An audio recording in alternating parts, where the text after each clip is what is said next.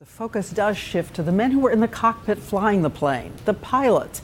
Any clues their lives may have left behind. And ABC's chief investigative correspondent Brian Ross spent the day tracking down new details. Hi, everyone. The captain, 53-year-old Zahari Ahmad Shah, was a pilot's pilot, seen here on his own YouTube channel at the controls of a flight simulator. This is a YouTube video that I made as a community service. A 35-year veteran of the airline with more than 18,000 hours of flying.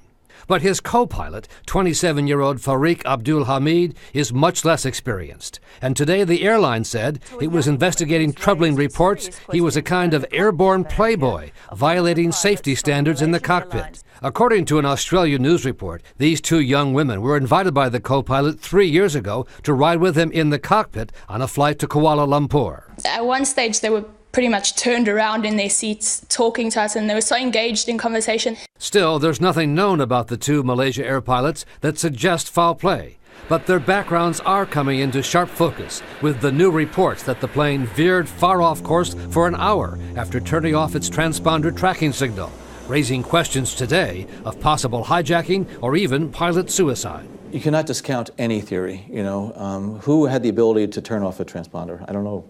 It was just last month that the co-pilot of an Ethiopian airliner hijacked his own flight to Switzerland.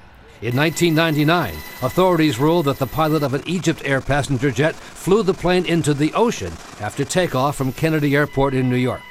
And pilot error has been tied to the mysterious crash of an Air France flight into the Atlantic, when investigators found the pilots flew into dangerous weather and failed to take proper action after developing a mechanical problem.